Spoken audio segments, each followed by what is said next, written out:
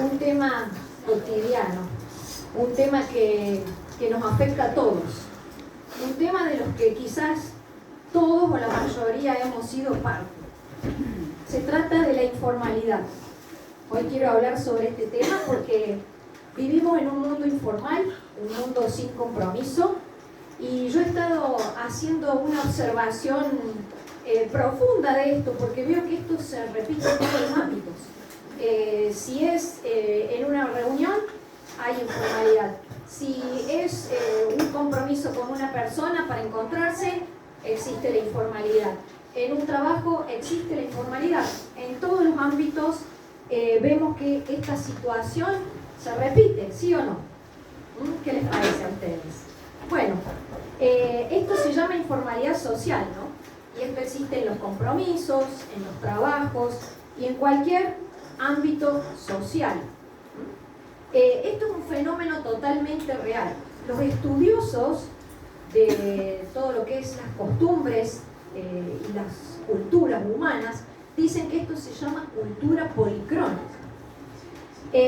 Los estudiosos dicen que existen dos clases de cultura: la cultura policrónica y la cultura monocrónica. Son dos clases de culturas.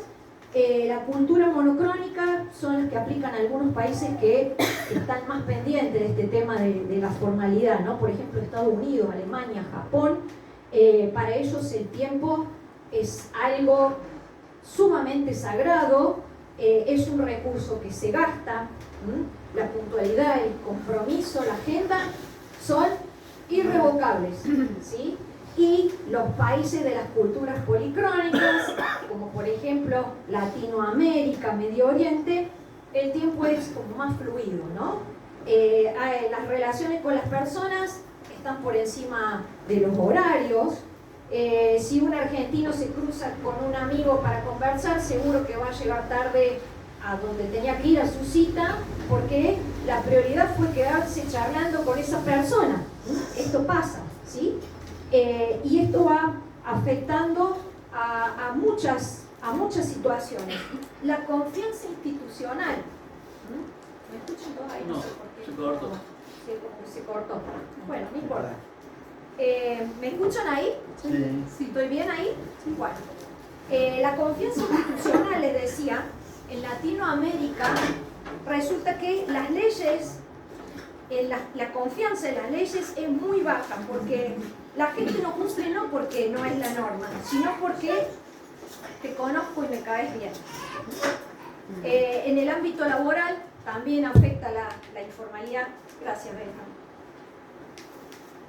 Se encuentra en lo laboral, según la OIT, la informalidad laboral en Latinoamérica asciende un 50%.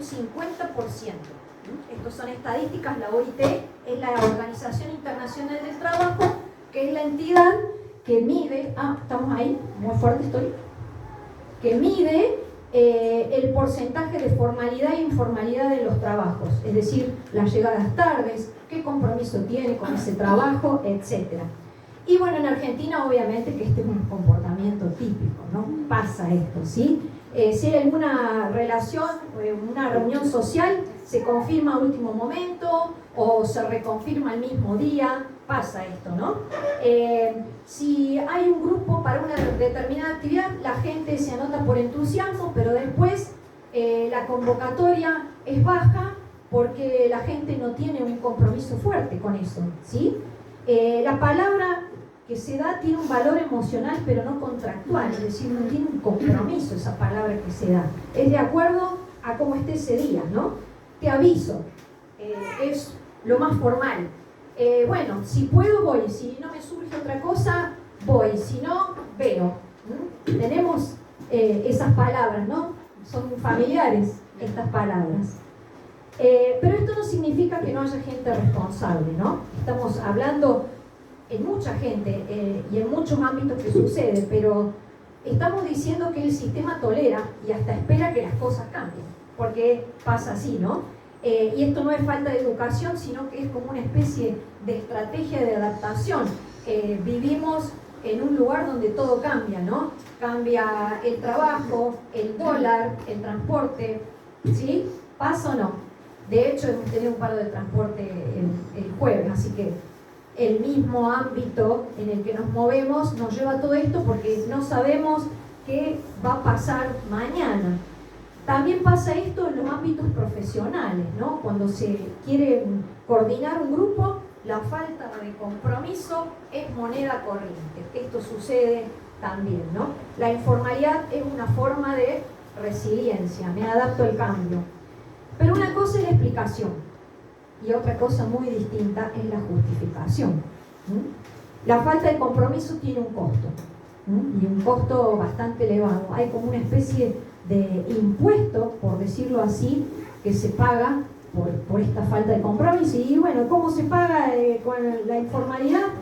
Bueno, micro reuniones de confirmación, estrés constante, situaciones que nunca se resuelven, decepciones, desánimo, pérdida de tiempo, desgaste constante. Este es el precio de la informalidad, ¿no? Lamentablemente la informalidad es un círculo vicioso y es muy difícil de arrancar. Es un lastre que perjudica a todos los involucrados. ¿Y por qué les cuento todo esto? Bueno, porque este tema de la informalidad lamentablemente afecta también a la iglesia, ¿no? A la iglesia de Cristo, ¿sí? Ustedes vieron que hay muchas iglesias, no todas, pero hablo sí de muchas iglesias donde también hay informalidad, donde sucede lo mismo, donde las personas vienen, escuchan la prédica y se van a su casa como si nada hubiera pasado en lo espiritual, continúo con mi vida, no se comprometen con Dios ni con la obra, no están sujetos a nada, viven como quieren, no escuchan los consejos. Esto pasa en muchas iglesias en general, estoy hablando de las iglesias en general, ¿no? Vemos que la conducta no se alinea a lo que cree o a lo que dice creer. Así que fíjense lo que ocasiona la informalidad, ¿no? Fíjense, ustedes se pusieron a observar y a ver cuántas personas dentro de una iglesia se comprometen con la obra de Dios. ¿Se comprometerá la mayoría o unos pocos? ¿Se han puesto a pensar esto? Es para pensarlo, ¿no? Es para observarlo y evaluarlo, ¿no? Hermanos, la vida cristiana no es una informalidad, es un compromiso con Dios y es algo formal y es algo serio. Fíjense cómo obraron los profetas en el Antiguo Testamento. Si leemos la palabra, allí nos vemos en formalidad. Los profetas se comprometieron con todo, inclusive hasta con su propia vida. ¿Sí o no? Bien. Si los profetas no se hubieran comprometido con Dios y no hubieran dado su propia vida por esto, nosotros hoy no tendríamos las Escrituras, ni tampoco tendríamos ningún plan de salvación. No tendríamos absolutamente nada. Fíjense la importancia del compromiso, ¿no? La importancia del mensaje de salvación. El servicio y el compromiso salva vidas. Es algo muy importante. Y es lo más importante, porque no es para mí simplemente, es para los demás también. Hoy quiero compartir con ustedes a alguien que sí se comprometió con Dios, que sí fue formal, que enseñó la palabra, que fue diligente, que fue temeroso, que fue valiente, que fue verdaderamente un hombre de Dios, un hombre esforzado que arrancó de raíz el pecado del pueblo de Israel. Se trata de Esdras. Esdras era un sacerdote, era un escriba, y el significado de su nombre es Dios es ayuda. Era un hombre preparado en la ley de Dios, cumplía y enseñaba sus estatutos con toda diligencia y cuidado. Era un hombre temeroso de Dios, era un hombre respetuoso de lo sagrado, fiel, esforzado y por supuesto que tenía bien en claro lo que significaba la gravedad de las consecuencias del pecado. La historia de Esdras se centra en el regreso del cautiverio del pueblo de Israel en el año 458 y 457 a.C. Allí vemos que el pueblo de Israel había estado prisionero por los asirios y los babilonios durante 70 años. Esto lo permitió Dios justamente por causa de la gravedad de los hechos cometidos por parte de ellos, ¿no? Había varias situaciones, entre una de ellas era el adulterio espiritual, la adoración a otros dioses y unas cuantas otras cosas más que tenían en su haber, ¿no? Y cuando ellos regresaron a su tierra, que Dios les permitió la libertad de regresar a su tierra, en ese momento había un rey que gobernaba allí que se llamaba Artajerjes, y en ese momento el rey le dio autorización plena a Esdras para restablecer y reorganizar la construcción y la adoración a Dios en el templo, ¿sí? Y también para que se volviera a reorganizar todo lo que era la ley de Moisés sobre el pueblo de Israel. Todo esto permitió este rey, ¿no? El pueblo había regresado desordenado. Necesitaban un plan. Necesitaban la guía de la ley de Dios. La ley de Dios ordena la vida del ser humano. Era lo que necesitaba Israel y también lo que necesitamos nosotros. Amén. La vida de las personas sin la ley de Dios es un desorden, es un caos. Esto es así. No basta solamente con cumplir una parte. Cumplo esta página, pero esta otra no me queda muy cómodo, no la cumplo. Hay que cumplirla toda, aunque cueste y aunque incómodo. Hay que hacerlo, es así. Pero eso requiere mucho compromiso y diligencia, tal como lo hizo Esdras. Vamos a leer Esdras. Esdras, si pueden encontrarlo, vamos a leer en el capítulo 7. Vamos a ir pasando versículos claves aquí. Vamos a compartir varios versículos que son claves en la obra que hizo Esdras. Y sobre todo, ¿qué hizo para comprometerse con Dios? ¿Cómo fue su compromiso con Dios? ¿Y qué hizo Dios con él? Esdras capítulo 7, si me siguen allí, del versículo 6 al 10. ¿Lo tienen? ¿Está? Dice así el libro de Esdras en el capítulo 7, versículo 6. Este Esdras subió de Babilonia. Era escriba diligente en la ley de Moisés que Jehová Dios de Israel había dado, y le concedió el rey todo lo que pidió, porque la mano de Jehová su Dios estaba sobre Esdras. Y con él subieron a Jerusalén a algunos de los hijos de Israel y de los sacerdotes, levitas, cantores, porteros y sirvientes del templo en el 7º año del rey Artajerjes.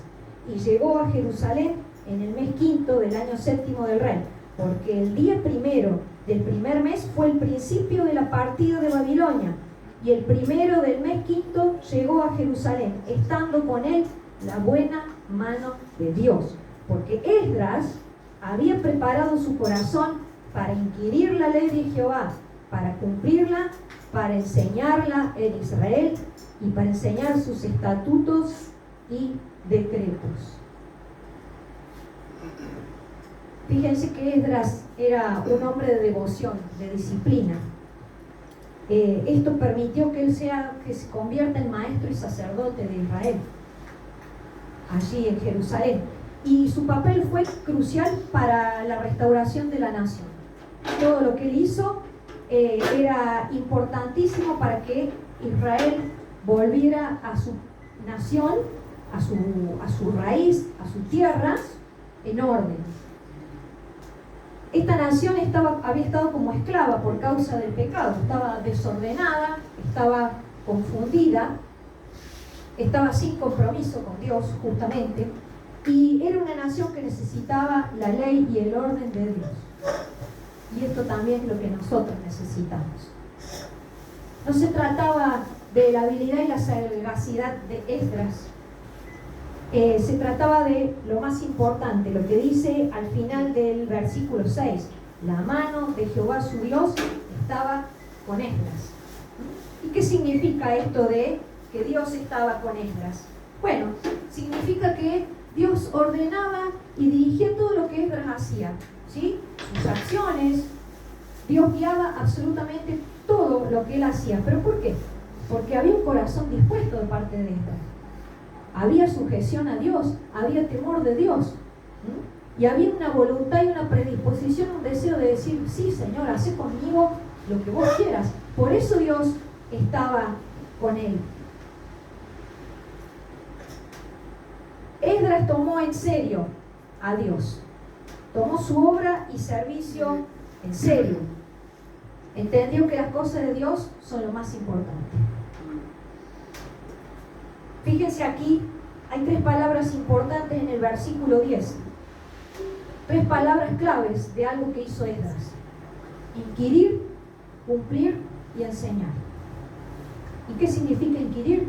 Bueno, significa indagar la escritura, estudiarla, averiguar, investigar, reflexionar, meditar en la palabra.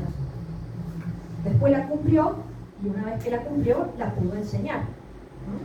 La preparación de Esdras realmente fue ejemplar. Primero estudió, después obedeció, practicó la ley en su propia vida y luego abrió su boca para enseñarla. Ejemplo para nosotros, ¿no? Estudiar, obedecer, servir. No significa que todos van a ser maestros, pero sí que todos tenemos que llevar el mensaje de Cristo, ¿no? El verdadero Hijo de Dios no vive en la informalidad. El verdadero Hijo de Dios no puede estar en la informalidad y mucho menos en las cosas de Dios. Dios no está con los que viven una vida cristiana light.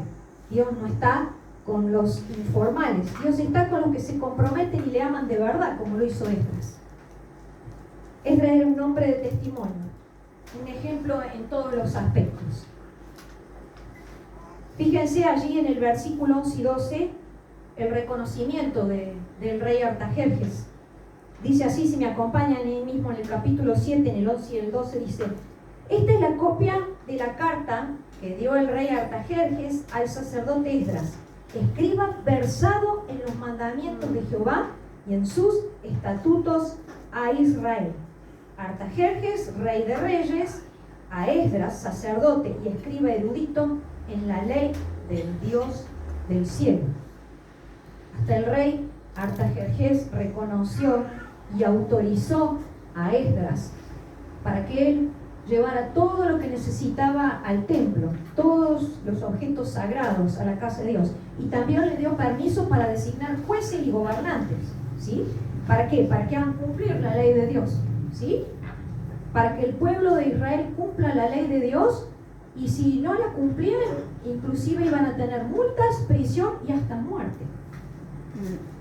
Fíjense, ¿no? Como cuando los hijos de Dios son fieles, Dios les encomienda misiones importantes. Cada uno de nosotros tenemos una misión importante de parte de Dios. Cada uno de ustedes. No hay nadie acá que, aunque no lo crea, no tenga una misión importante, porque sí lo tiene. Pero está entre cada uno y Dios que la encuentre. Depende de cada uno. Esta decisión del rey muestra una clara evidencia del gobierno y de la soberanía de Dios, ¿no? Que usa aún hasta gente que no está en el camino de Dios para cumplir sus propósitos. Este fue el caso de Artajerjes. Fue usado por Dios para que Dios cumpla sus propósitos.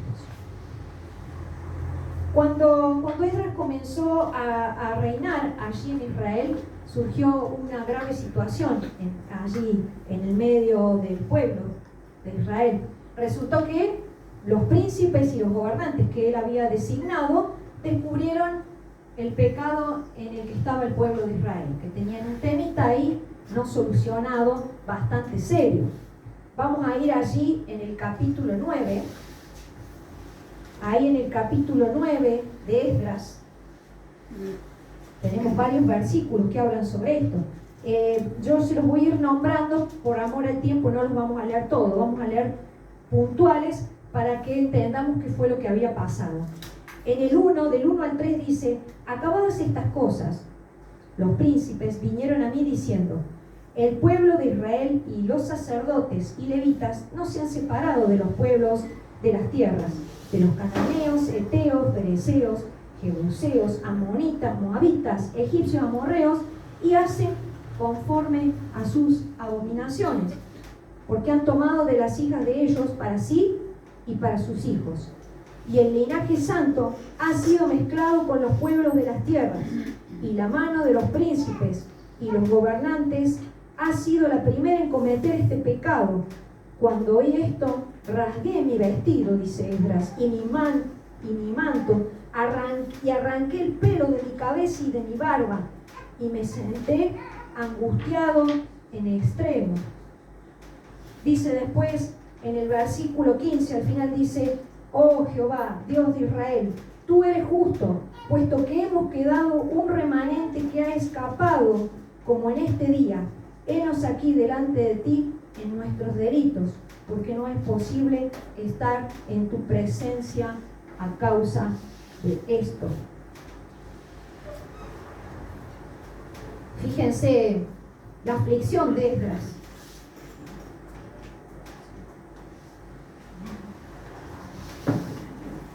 Esdras, no teniendo la culpa absolutamente de nada que esto había pasado, cargó con esta culpa, ¿no? Fíjense la vergüenza y el pesar de todo lo que dice que sentía él, ¿no? Por este pecado, este crimen delante de Dios que el pueblo de Israel había cometido, ¿no? Tenía con plena conciencia de lo que es la gravedad del pecado. Y esto es muy importante para un hijo de Dios. Imagínense que el pueblo hebreo se había unido para formar familias, mujeres con hombres y hombres con mujeres, de estos pueblos paganos que estaban allí en Canaán. Y lamentablemente estos pueblos eran idólatras, no creían en Dios y aparte se oponían a Dios. Y Dios les había dado una orden explícita de no unirse con ellos. La consecuencia fue grave, fue despedirlos a todos. Fíjense allí, vamos a ver en el versículo 10, el capítulo 10, del 1 al 5, fíjense lo que pasó. Mientras oraba Esdras y hacía la confesión llorando y postrándose delante de la casa de Dios, se juntó a él una muy grande multitud de Israel, hombres, mujeres y niños, y lloraba el pueblo amargamente. Entonces respondió Secanías, hijo de Jehiel, de los hijos de Elam, y dijo a Esdras: nosotros hemos pecado contra nuestro Dios, pues tomamos mujeres extranjeras de los pueblos de la tierra. Mas a pesar de esto, aún hay esperanza para Israel. Ahora pues, hagamos pacto con nuestro Dios, que despediremos a todas las mujeres y los nacidos de ellas, según el consejo de mi Señor y de los que temen el mandamiento de nuestro Dios, y hágase conforme a la ley. Levántate, porque esta es tu obligación, y nosotros estaremos contigo. Esfuérzate y pon mano a la obra. Entonces se levantó Esdras y juramentó a los príncipes de los sacerdotes y de los levitas y a todo Israel que harían conforme a esto, y ellos juraron. Qué tremendo, ¿no? Qué terrible la consecuencia de la desobediencia de la orden explícita de Dios, ¿no? Y la consecuencia fue despedir a todas las familias, a las mujeres y a los niños. Echaron a los esposos y a las esposas de los hijos paganos. Así de serio es el pecado. Querían la bendición de Dios y habían sido libres del cautiverio babilónico y asirio, pero si querían la bendición de Dios, tenían que despedir el pecado. No había otra. Y comprometerse con su ley. No se puede unir la luz con las tinieblas. Dios no acepta el yugo desigual. Dios no acepta el pecado ni la omisión de sus mandamientos. Alguien puede tener una situación en particular, pero lo que estamos diciendo acá es que no se puede estar a medias con Dios. Una vez que yo conocí explícitamente la ley de Dios, yo debo obedecer. Porque o estoy con Dios o no estoy. O me comprometo o estoy en desobediencia. No hay un término medio. El compromiso con Dios es un mandato, no es una opción. Para el Hijo de Dios es así. Y si quiero ser un verdadero cristiano, despedir el pecado es un mandato. Estamos tocando aquí dos temas importantes, 2 temas cruciales. Fíjense allí, en el mismo capítulo 9, dice: y se levantó el sacerdote Esdras y les dijo: vosotros habéis pecado, por cuanto tomasteis mujeres extranjeras, añadiendo así sobre el pecado de Israel.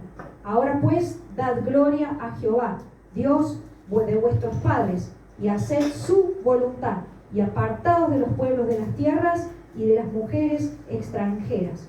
Y respondió toda la asamblea y le dijeron en alta voz: así se haga conforme a tu palabra.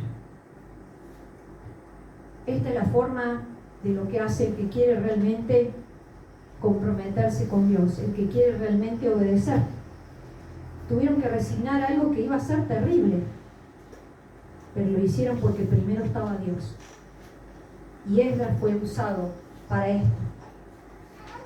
Tenemos aquí 2 temas importantes: el arrancar el pecado de raíz y el compromiso con Dios. Estas son 2 cosas fundamentales que hizo Esdras. Dios nos quiere completos, no a medias. Despedir el pecado de tu vida y despedir el evangelio light y la falta de compromiso y la cultura policrónica. Eso es lo que tenemos que hacer como hijos de Dios. Esta palabra no está dirigida a nadie en particular, sino a todos en general. Si quiero ser un verdadero hijo de Dios, debo despedir completamente el pecado de mi vida, comprometerme formalmente con Él y con su obra. Dios no nos acepta a medias. Debo hacer lo que hizo Esdras: inquirir, cumplir, enseñar, estudiar, obedecer, servir. Estas 6 palabras son claves para poder comprometerse con Dios: estudiar, obedecer, servir, inquirir, cumplir, enseñar.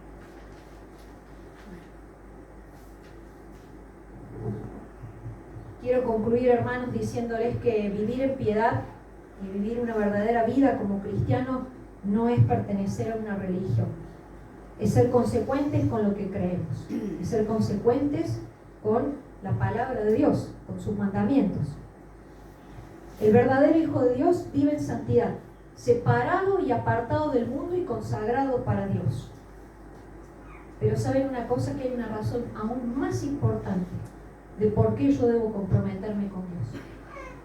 Porque hay alguien que sí se comprometió conmigo. Y hay alguien que dio la vida por mí. Tan grande fue su compromiso que dio la vida por mí. El perdón de mis pecados costó la vida de Cristo en la cruz. ¿Cómo no me voy a comprometer con Dios? ¿Cómo no voy a estar en santidad y separada para Dios si Él dio la vida por mí? Ser perdonados por Dios implica arrepentimiento, confesión, abandono del pecado y servicio. No es una opción, es una obligación. No lo digo yo, lo dice Dios. Necesitamos ser sensibles al pecado.